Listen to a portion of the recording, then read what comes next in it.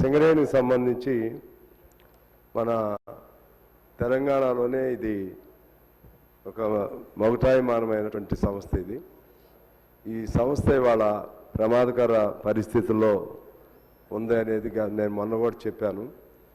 ఎందుకంటే అక్కడ కార్మికులు తమ ప్రాణాలను కూడా లెక్క చేయకుండా అండర్గ్రౌండ్లోకి వెళ్ళి ఉత్పత్తులు తీస్తూ ఉంటారు.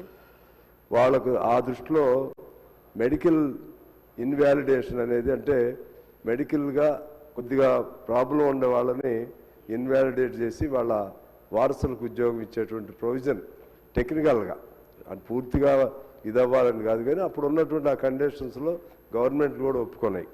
ఇప్పుడు దాని మెడికల్ ఇన్వాలిడేషను జరగకుండా ఉండటంతో కార్మికుల్లో బాగా అసంతృప్తి ఉంది ఒకటి. రెండోది సార్, వాళ్ళకి చాలా అతి తక్కువ పెన్షన్స్ రిటైర్ అయిన తర్వాత 200, 400, 500 ఈ మొత్తం కలిపిన మన గ్రామాల్లో ఉన్నటువంటి వాళ్ళకి 2 లక్షలు ఉంది. టౌన్లో ఉండే వాళ్ళకి 1,80,000, దానికి ఏది బిలో పావర్టీ లైన్ కింద. వీళ్ళకి అది కూడా రావట్లేదు. అందువల్ల ఒకసారి మేము మంత్రి గారికి వాళ్ళందరి దృష్టి కూడా తీసుకుని వెళ్ళాం.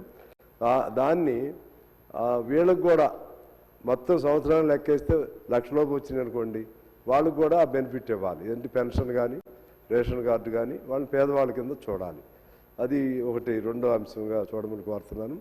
తర్వాత వాళ్ళ దగ్గర ఖాళీ ఆ మైన్స్ ఏరియాల్లో ఖాళీ స్థలాలు ఉంటే అక్కడ వాళ్ళకి పర్మిషన్ ఇవ్వట్లేదు ఇళ్ళు కట్టుకోవడానికి. ఆ ఖాళీ ఉంది, అది ఎందుకు పనికిరాదు. ఈ పేదవాళ్ళకి ఇచ్చేటువంటి ఇళ్ళు గవర్నమెంట్ ఇవ్వలేని పరిస్థితుల్లో ఆ స్థలంలో అవకాశం ఇచ్చే ప్రొవిజన్ ఉందేమో అడిగాము, అది కూడా చూడాలి. 3.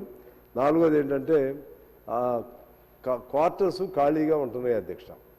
దానిలో ఎప్పుడో ఎన్నో ఏళ్ళు పనిచేసినటువంటి వాళ్ళు దానిలో రిటైర్ అయిపోయిన తర్వాత వేరే మార్గం లేక అందులో ఉంటున్నారు. వాళ్ళని చీటికి మాటికి తొలగించడానికి ప్రయత్నం చేస్తున్నారు. వాళ్ళకు ప్రత్యామ్నాయం చూపెట్టి తొలగిస్తే బాగుంటుంది. అలా కాకుండా, ఎందుకంటే సంస్థకి మొత్తం లాభాలు తీసుకొచ్చింది, కష్టాలు పడింది వాళ్ళ సంక్షేమం పట్టించుకోకుండా దిగిపోయిన వెంటనే ఎద్దు చచ్చిపోయింది బయట పడేసింది అనే పద్ధతుల్లో కాకుండా దాని మీద అత్యంత శ్రద్ధ పెట్టి ఆ సంస్థను, ప్రభుత్వ రంగ సంస్థ, దాన్ని కాపాడుకోవాలి. ఆఖరిది 5వ పాయింట్ ఏంటంటే, ఇవాళ కోల్ కూడా కార్మికులు తీయకుండా కాంట్రాక్టర్లే తీసే విధంగా ఇచ్చేస్తున్నారు. దాంతో సింగరేణి మనుగడికే ఇవాళ ప్రమాదం వచ్చింది. కోల్ అన్నా ఇంతకుముందు ఓవర్ బర్డెన్ ఇటువంటి మట్టి కాంట్రాక్టర్కి ఇచ్చేవాళ్ళు, ఇవాళ కోల్ కూడా వాళ్ళకే ఇచ్చేస్తున్నారు.